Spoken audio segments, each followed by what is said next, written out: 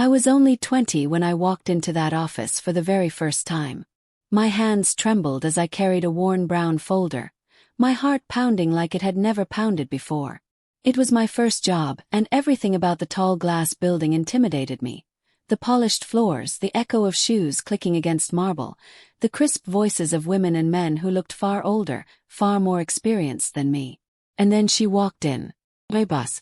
She was my age, only 20 herself, yet she carried herself as though she had lived 1,000 lives. There was elegance in the way she moved, a quiet power in her voice that made everyone turn when she spoke. Her hair, tied neatly in a bun, framed a face that was both commanding and soft. I remember staring at the way her lips curved into a small smile when she introduced herself, as though she already knew the weight she carried in my chest. "Welcome to the team, Sophia," she said warmly, extending her hand. I placed my palm against hers, and even then, in that brief touch, something sparked, something I couldn't name yet. My breath caught, and I pulled away too quickly, embarrassed by the heat that rose in my cheeks. From that day onward, I found myself living in the orbit of her presence. She didn't just walk, she glided. She didn't just speak. Her words settled deep into me, as though they belonged somewhere in my bones. Every morning, I'd arrive at my desk pretending to be consumed by paperwork, but my eyes betrayed me. They wandered again and again toward her office door, just to catch a glimpse of her silhouette against the frosted glass. When she called my name, my heart always stumbled inside my chest. "Sophia, could you bring me the report?" A simple request, yet it felt like music. I would walk into her office, clutching papers, only to forget half the words I had rehearsed in my head. The scent of her perfume, soft jasmine with something darker beneath, wrapped around me, making my knees feel unsteady. It wasn't long before she noticed my nervousness. One afternoon, when I spilled tea near her desk because my hands shook too much, she laughed gently instead of scolding.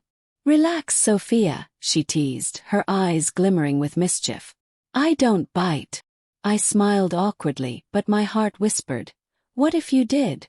Weeks turned into months, and the rhythm of my days became wrapped around her. Every stolen glance across the office, every brief brush of her fingers when she handed me a pen, every long silence when our eyes met and lingered for a second too long, it all became part of the secret story I carried inside me. I would lie awake at night replaying those moments. The way she leaned close to explain a detail on a file, her shoulder brushing mine. The way her laughter echoed when I made a rare joke, as though it mattered more to her than anyone else's words. My friends outside work spoke of boyfriends, marriages, dates. But my entire world had narrowed to one woman, one presence, one smile. I remember one evening more clearly than any other. The office was nearly empty, the hum of typewriters fading, the corridor quiet except for the ticking of the wall clock. I was struggling with a complicated report, biting my lip in frustration, when she appeared at my desk. "You're still here?" she asked softly. I nodded, embarrassed. "I can't seem to get this right." She pulled a chair close, sitting beside me. The closeness of her body sent shivers rushing through me. Her arm brushed against mine as she leaned forward, scanning the page. She explained patiently, her voice low and steady, each word sinking into me. And then it happened. Her hand moved, almost absent-mindedly, to guide mine across the paper. Her fingers pressed gently against my knuckles, steadying me. My breath hitched. Time seemed to pause. The tick of the clock vanished. The office air grew heavy, and all I could feel was her skin against mine. It was such a small thing, such an ordinary gesture, but to me it was everything. Heat surged through my body, my chest tightening until it almost hurt. I dared to glance up at her face, and to my shock, she was already looking at me. Our eyes locked, longer, deeper than they ever had before. In her gaze, I saw something unspoken, something fragile and dangerous and beautiful all at once. She didn't let go of my hand immediately. For a moment, she held it there, as if she too was caught in that silent current pulling us together.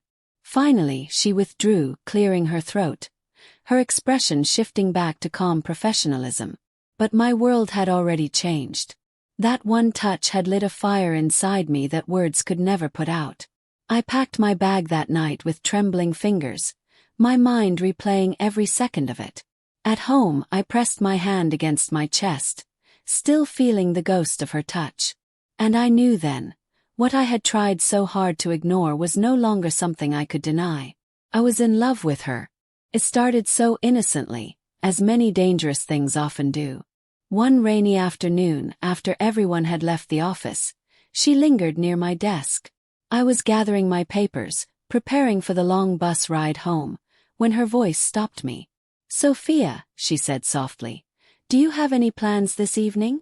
I looked up, startled, shaking my head. "No, not really." Her smile was warm but carried something I couldn't quite place. "Then join me for coffee. There's a small cafe down the street. I think you'll like it." My heart hammered against my ribs. Coffee with my boss. I told myself it was just kindness, just friendship, but deep inside something wild and reckless stirred. I nodded, unable to trust my voice. The cafe was quiet, its windows fogged from the rain. We sat across from each other, steaming cups between us, and for the first time, I saw her not as my superior but as a woman. Laughing, teasing, letting her guard down. She asked about my childhood, my dreams, my fears. I told her things I hadn't told anyone else, and she listened with that rare kind of attention that makes you feel like the only person in the world. When we finally parted ways, she touched my shoulder gently and whispered, "I enjoyed this. Let's do it again." And we did. Coffee turned into dinner, dinner into long walks after work, long walks into evenings spent in hushed conversation. Each time, we crossed another invisible line, moving further away from what was expected of us and closer to something neither of us dared to name aloud. At the office, our closeness became a quiet rhythm. She noticed when I was tired, bringing me tea without a word. She stayed late with me on stressful days, her presence easing the weight of deadlines. I began to notice how often her hand brushed mine when she passed me a file, how her gaze lingered just a heartbeat too long across the room. It was thrilling, intoxicating, and terrifying all at once. I lived for those moments yet dreaded what might happen if anyone else noticed. One night changed everything. We had been working late on a project that demanded perfection. Papers were scattered across her office desk, the lamplight casting golden halos on her face. I was exhausted, rubbing my temples, when she leaned back in her chair and sighed. "You need a break, Sophia," she said gently. I laughed nervously. If I stop now, I might never start again. She stood, moving closer, her shadow falling across me. "Come on," she whispered. "Just a moment. Close your eyes." I obeyed, my heart trembling in my chest. And then I felt it. Her hand brushing against my cheek, feather-light, almost hesitant. My eyes fluttered open, and there she was, inches from me. Our gazes locked, the silence between us heavier than any words could carry. And then her lips touched mine. It was soft, trembling, almost questioning, like a secret neither of us had ever dared to voice suddenly spilling into reality. My breath caught, my hands froze, but then instinct, no longing, took over. I kissed her back, my lips moving against hers, shy but desperate, as though I had been waiting for this all my life. When we finally pulled apart, both of us were breathless. Her eyes searched mine, wide and uncertain. "I'm sorry," she whispered. I shook my head quickly, voice breaking. "Don't be." From that moment everything changed. We became experts in secrecy, weaving a hidden life within the cracks of ordinary days. At work we were careful, too careful, our touches subtle, our glances fleeting. But behind closed doors, we were two women stripped of titles, stripped of fear, clinging to each other like the world might shatter if we let go. There were whispered phone calls late at night, when I pressed the receiver to my lips to muffle my giggles. There were stolen kisses in stairwells, hurried embraces when the office emptied. And there were evenings, sacred and unspoken, when she invited me into her home, and we simply existed together, cooking, laughing, holding hands as though it was the most natural thing in the world. Yet, beneath all the joy there was fear. Constant shadow. What if someone saw us? What if whispers spread? In those years, two women loving each other was not something the world would forgive easily. Sometimes lying beside her, my heart heavy with both love and dread, I wondered if we were reckless. But then she would turn to me, brushing hair from my face, her lips pressing softly against mine in the darkness. "You're worth it," she'd whisper, her breath warm against my skin. "Every risk, every moment. You're worth it, Sophia." And in those words I found courage. Every kiss carried both passion and fear, every touch both joy and trembling. But we didn't stop. We couldn't. Love had already chosen us, and no force in the world, no rule, no law, no disapproving glance could take it away.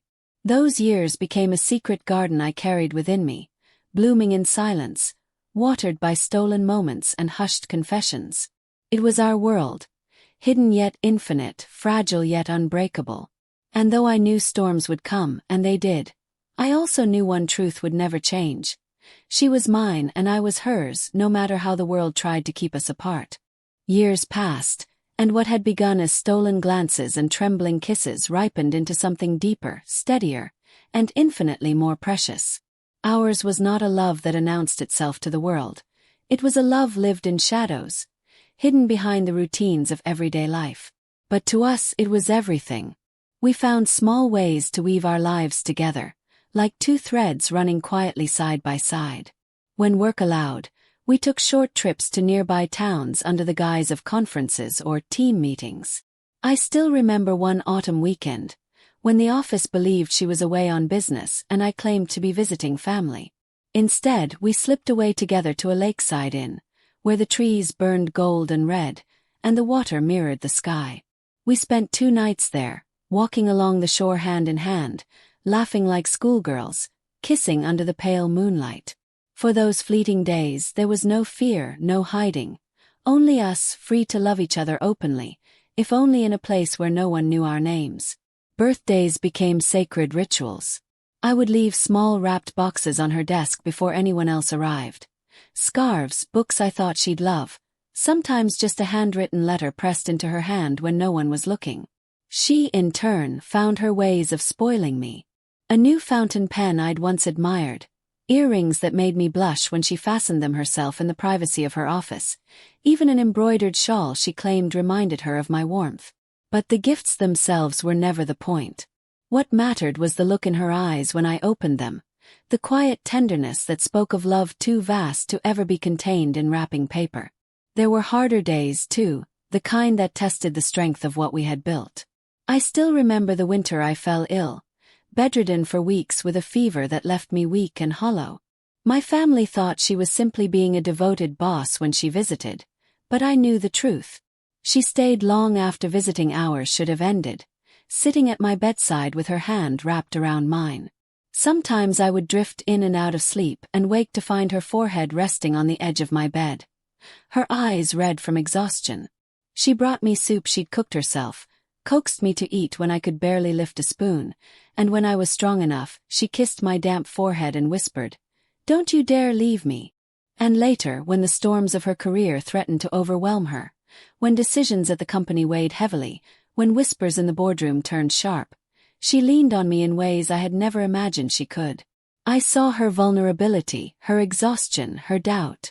Behind closed doors, she would let herself crumble into my arms, and I would hold her as tightly as she had once held me, stroking her back, pressing soft kisses to her hair. "You're stronger than you think," I would murmur. "And even if the world forgets, I'll always remember who you are." Those moments of care, of carrying each other through sickness and struggle, bound us tighter than passion alone ever could. And yet passion was never absent. Even after years together, she had a way of undoing me with just a look. After stressful meetings, she would slip into my office, close the door, and lean into me, her forehead against mine. "Just 5 minutes," she'd whisper, and I would wrap my arms around her. We'd stand there, silent except for the sound of our breathing, drawing strength from each other in the simplest of embraces. At home, those rare nights when we managed to be truly alone, our love unfolded more fully. I remember one evening when I arrived at her apartment after a particularly difficult week. She opened the door, her hair loose around her shoulders, and before either of us said a word, she pulled me close. The kiss she gave me then was slow, lingering, filled with both exhaustion and gratitude. It was the kind of kiss that seemed to say, "You're my home, my peace, my safe place." We moved together with familiarity, with tenderness honed over years, exploring each other not with urgency but with devotion, as though time itself bowed to the depth of what we shared. The world outside may have never known the full truth of us, but within our hidden sanctuary, we were free. She was my anchor when the storms of life threatened to drown me, and I was hers. We laughed together, cried together, held each other when the nights felt too long. She became the place I turned to when I was weary, the hand I sought when fear crept close, the voice that calmed the chaos inside me. Looking back, I realize that what we built was not a fleeting romance, but a life stitched together, moment by moment, with quiet devotion. We may not have had the luxury of public declarations, or the safety of open arms in the daylight, but we had something far stronger. An unspoken vow renewed each day, that no matter what the world demanded of us, we would always belong to each other. She was not just my boss, not just my lover. She was the home my heart had been searching for all along. And even now, all these years later, when I close my eyes, I can still feel the warmth of her hands on mine, the softness of her lips after a long day, the sound of her voice reminding me that love, our love, was worth everything we sacrificed to keep it alive. The day I retired felt like the end of an era, though no one around me could possibly have known. To my family, it was just the natural closing of a chapter, a woman at 60 stepping away from decades of work. They smiled, congratulated me, even hosted a small dinner at home. But inside I felt nothing but grief. Because retirement did not just mean leaving behind my desk or my career. It meant leaving her. 4 years, the rhythm of my life had been built around her. The mornings when her smile was the first thing I saw. The late nights when our hands found each other under the desk, or when we whispered promises in the quiet corridors. Suddenly, all of that was gone. No reason to go to the office. No excuse to stand beside her, to hear her laugh, to touch her hand. The first week after retirement, I told myself I would still visit, just casually, just as an old employee stopping by. But my family made it clear. "You're too old for office visits now," my son said bluntly. "It's time to rest. Stay home, enjoy the peace." My husband, who had long since stopped looking at me with any sort of interest, agreed. "Your time there is over. Let it go." But how could I? How could I let go of the only place where my heart had truly lived? Nights became unbearable. I would lie in bed, staring at the ceiling, remembering the warmth of her beside me on those rare nights we had stolen together. I'd roll over, pressing my face into the pillow, whispering her name as though the fabric could carry it to her. Sometimes I reached out into the darkness, half expecting to find her hand waiting. But the bed was always cold. I began keeping a diary, though the pages blurred often with tears. Day 12 of retirement. I haven't seen her since. I tried calling once, but her voice was surrounded by noise, and she sounded hurried. I told her I missed her. She went quiet before saying, "I miss you more than you know." That was enough to keep me breathing, but not enough to ease the ache. Day 27. I touched the earrings she gave me years ago, the ones she fastened herself. I held them to my cheek, remembering the brush of her fingers. "Can't stop crying tonight. Why does love punish us like this?" She retired not long after me. I had thought, foolishly, that it would be easier then, that without the demands of work, we could find ways to meet. But fate was cruel. Her family, like mine, closed around her. She was bound by her household duties, by expectations of children and grandchildren. We were both prisoners now, not of distance, but of obligations we could not escape. The loneliness was sharp, relentless. Some days I wandered through the house like a ghost, opening drawers just to touch the little things she had given me. A scarf, still carrying the faintest trace of her perfume. A pen worn smooth from years of use. I clutched them to my chest as though they could somehow fill the emptiness inside me. I would sit by the window at dusk, watching the light fade, and imagine her doing the same. Were her thoughts tangled with mine? Did she sit with her chin in her hand, whispering my name into the evening air? I told myself she did, because it was the only way I could bear the silence. The longing was not just emotional, it was physical. I remembered the curve of her lips against mine, the way she kissed me slowly as though she was memorizing me. My body ached for her touch, but there was nothing I could do but relive it in my memory, night after night, until sleep finally claimed me. Once, while my family busied themselves in the next room, I stole away to the attic where I had hidden a small box. Inside were her letters, folded neatly, her handwriting elegant and sure. I read them over and over, tracing each word with my fingertips, as though contact with ink on paper could somehow bridge the impossible gap between us. In those moments, the grief was almost unbearable. The house felt like a cage, each wall pressing closer, each locked door a reminder of all the freedom I had lost. I found myself whispering to the shadows, just one more kiss, one more night, one more chance to hold her. But the night stretched on, unbroken, and the bed grew colder still. And yet, despite the emptiness, I clung to hope. Because even if the world had taken our days, our laughter, our touch, it could never erase what lived inside us. Love like ours did not die with time or distance. It waited, patient, unyielding, like a flame sheltered from the wind. And so, each night I closed my eyes and told myself the same thing. One day, somehow, I will see her again. Nights had become my most difficult hours. When silence wrapped the house and everyone else slept peacefully, my mind wandered back to her. I would clutch the corner of my pillow, sometimes pressing my lips against it, pretending it was her skin. I never told anyone in my family, but in the darkness of my room, I whispered her name like a prayer. It was during those nights that I heard the faint buzz of my phone message.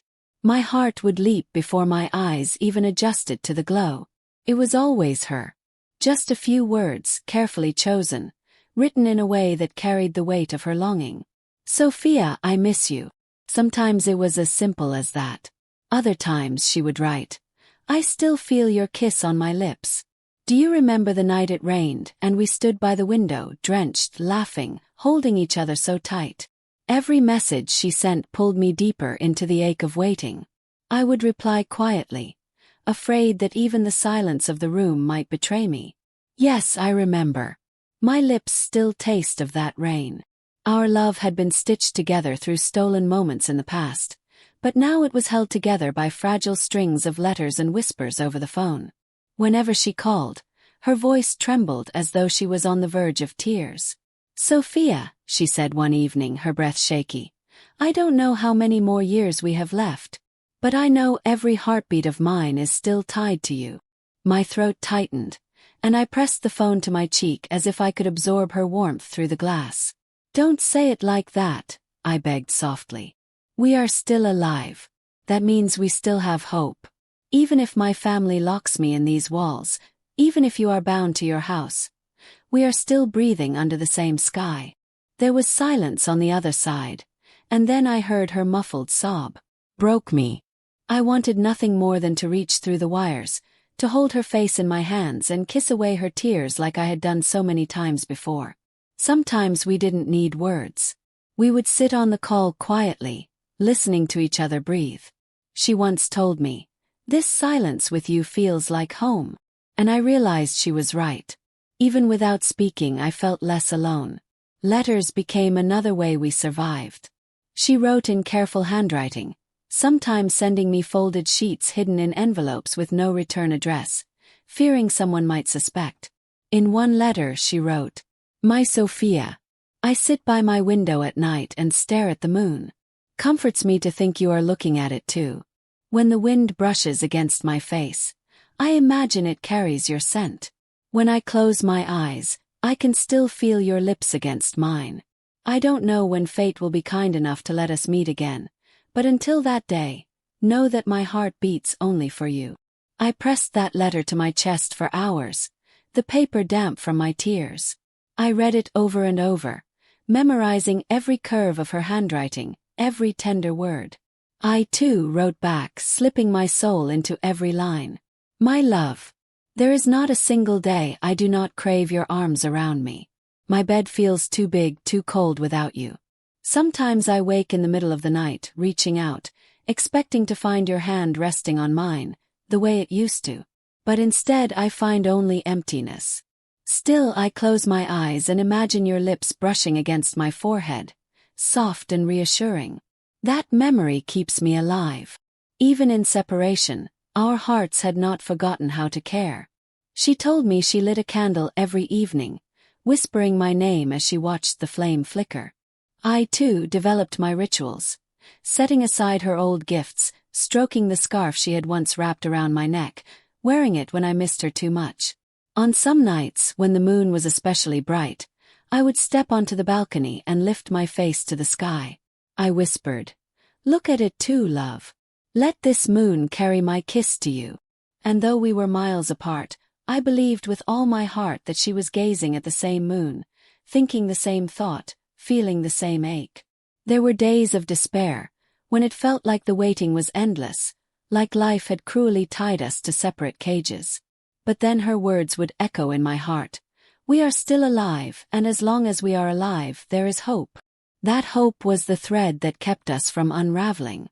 Even now, though the years of our youth had slipped away, though our hair was gray and our bodies weary, our souls burned with the same passion as the first time she touched my hand. The longing had only deepened, matured into something fierce and unbreakable. We were two souls bound by love, waiting.